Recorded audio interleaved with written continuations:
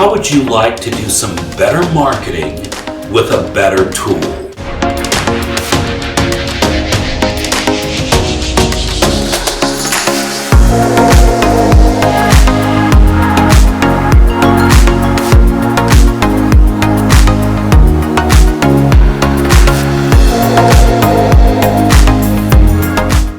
Hello, I'm Griggs, and I'm wondering if you'd like to be more creative with your products and services. What kind of product are you dealing with?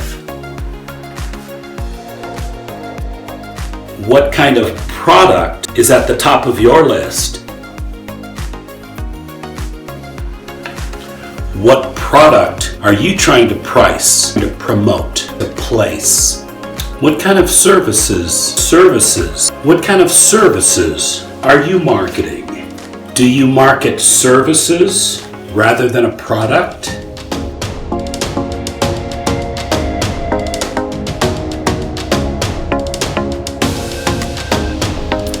What ideas would Napoleon have?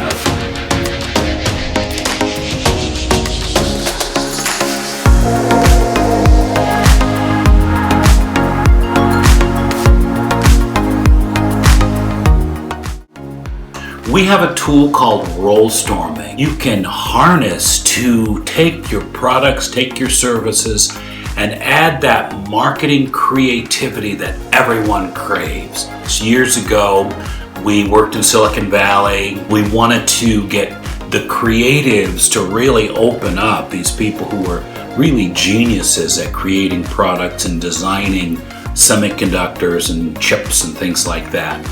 And we came up with this thing of combining role-playing and brainstorming, putting the two of those together, and then you got the skies opening. But first, let me just say a little bit about kind of the background, why we've done a bunch of work in different areas and put most of that into books, and then how that's leading up to maybe using this role-storming tool for creativity in marketing. The first one, the book called Quality at Work. Wrote this with Diana Bonet. She sat in on a quality course and said her publisher might like to look at this. Well, he did, and we cut a book deal out of it. And this, by the way, is the first book where I mentioned my invention of Rolestorming. So kind of the copyright and all that, which came into, it was very useful later on. The same publisher came back to me and asked if I'd be willing to do a book on personal wellness. When a publisher asks you to do a book, you say yes. So personal wellness as a follow-up to the Quality at Work book. Then we did, my first hardcover was called Professional Balance. How do you balance your life and achieve your goals? This is kind of the precursor to my theory of balanced mastery. So a lot of background here leading up to where we think we have some understanding of human beings, of customers, and what makes people want to do things that might help in that role-storming process. We did a book with J. Mitchell Perry called The Road to Optimism, did real well. And then finally a couple small books, one called Bridges to Balance, How Do You Balance Your Life and Achieve Your Goals? And then finally another little one called Triumph in Teams. It did win a first place book award. But with this Rolestorming, and we want to apply it to your product, you know, the 4 P's in marketing, the product, pricing, placement, and promotion. Let's talk about that first one, your product itself. How can we use this tool? How can you use this tool to increase the quality and the creativity in your product itself? Let's take a look at how this Rolestorming tool can be applied to the creativity in your products. And we'll see how this tool makes the fun go up, the fear go down, and the focus go out. Let's have a fun time looking at this. What would Van Gogh say about your branding? What would Judge Judy say about your branding?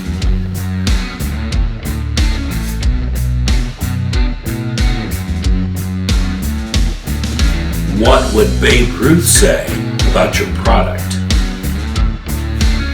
What would Van Gogh say about your product?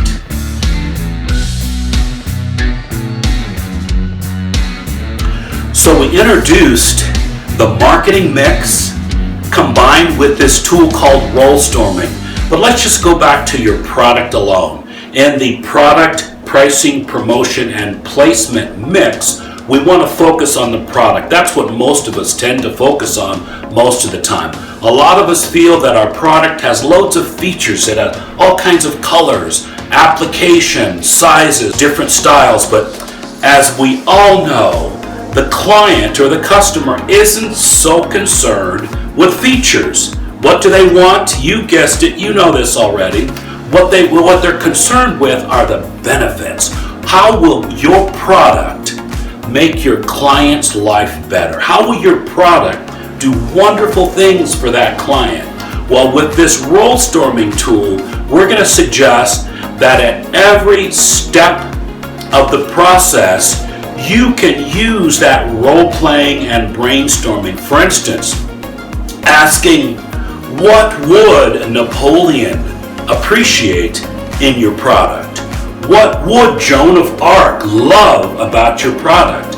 What would a major politician or a comedian or an artist, someone that you use as a role to kind of go back and aim the lens at your product? That's what Rolestorming does to help us out. Now, what we really need to do is start with what we call it a quid novi statement. Quid novi is Latin for what's new. So basically we're saying when you start out a session, you want your marketing to shine. You're tired of being in the same group as the other average kind of marketers with an average product. You want your product to break out. You're going to try this Rolestorming that you've been hearing about. What you want to do is to start with that quid novi statement of basically what the heck are you trying to do? What do you really want around the product that you're putting out? And we say go with the order of operations. All this means is decide. It's OPP. Go with opportunities first, and then preventions, and then finally solve problems. What do most of us spend most of our time on? We focus on solving problems. That's the wrong or not the best use of our time kind of an answer. You can get 10 times the value by going with an opportunity than by focusing on solving a problem. So whatever it is, whatever part of your product you want to focus on, I'm going to suggest you consider what's an opportunity we can grab onto, we can seize. And let's do some Rolestorming on an opportunity that's waiting for us around our product. Now next, you might want to do something around prevention. How do we prevent customers from leaving? How do we prevent some breakage? How do we prevent theft or whatever around the problem? So prevention after opportunities, and then finally problem solving. So what you want to do is take this statement, put this statement together for your team, and then you get together and you do, hopefully with us there with you, with that Rolestorming session, you're going to take that opening statement, that quid novi statement, and ask the group, as you play a role, as you play such and such, how would they think about the way we phrase this opportunity? How would they focus on this opportunity? So we want you to put yourself in their shoes, in their brains, and see what they might come up with. Now the beauty here, what Rolestorming is doing, is it's going into your brain, each of your individual brains. You're very creative people, you're smart, you've worked your tails off, but there's stuff in your brain that's just sitting there. That's data that you've collected over the years. And when we give you a role, what's happening is that all the data points connected with that role, with that Napoleon role, or with that Sherlock Holmes, or with that Christopher Columbus, whatever role the facilitator's given you, all kinds of data points are going to pop up that are in your brain. Now here's the trick, and here's where good facilitation comes in. We need to curate all those data points. We need to curate that blinding array of data points that are blinking at us while we're trying to work on our product. We're trying to seize an opportunity with our product. So that's what the statement does. That's what that quid novi statement does. It corrals, or it curates all those data points into something that we can use.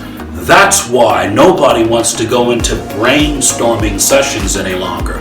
That's why brainstorming went off track, because it left all those data points and it didn't point them anywhere. It just went crazy, and 2 hours would go by and you're not any closer to doing something great for the client or doing something great for your product.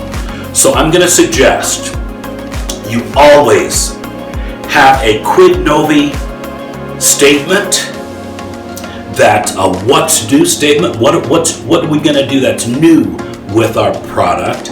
We're going to ask your people to play a role, give them some roles, and what we suggest, and you'll hear more about that, is we suggest saint, sinner, and winner roles. And what that means is you're going to have them play a role of a saint, a Mother Teresa, or a Lady Diana. You're going to collect their ideas, writing them on the Rolestorming sheet. Then you're going to move over to the sinner, a dastardly person, someone who's done harm to people. It used to be kind of a Bernie Madoff, or we could go into wartime politics and put some names out there. But you started with the Mother Teresa, Lady Di, a saint role, and then the sinner role, and finally the third type of role. You're doing this on one of your products, trying to seize an opportunity. You come up with a winner role. What would somebody who typically wins, who typically they're focused on getting the job done, as whether they're good or bad, they're extremely focused on winning. That'd be the Elon Musk, that'd be the Steve Jobs, it might be the Sir Richard Branson, some of those folks, some of those guys that are just always driving. When you stretch your brain into those three different areas, the saint, the sinner, the winner, and you collect all those data points and you curate them towards your issue, there's the magic. You curate them, you focus them, you funnel them, you will have some winning innovations for your product.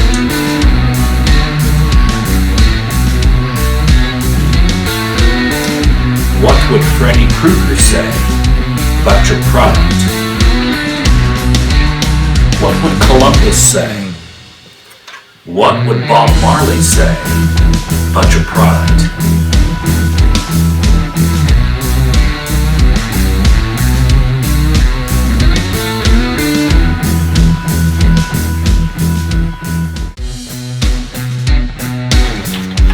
What would Lance Armstrong say about your product?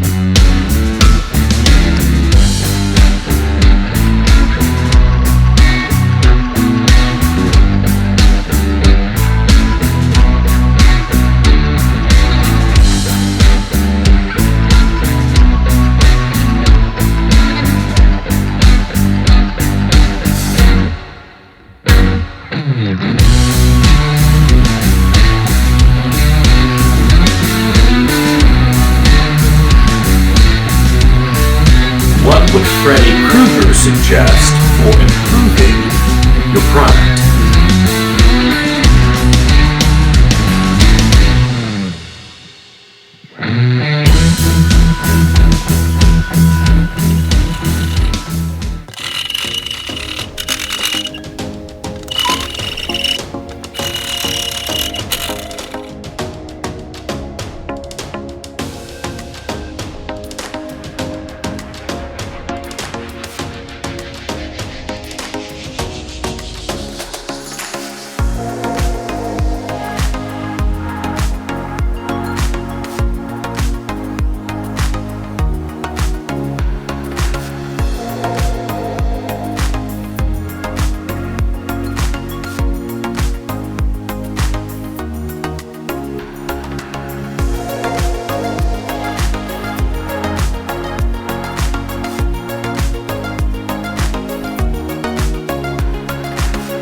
What ideas would Napoleon have for improving your branding? What would Christopher Columbus suggest for improving your product? What would Napoleon say to improve your marketing mix?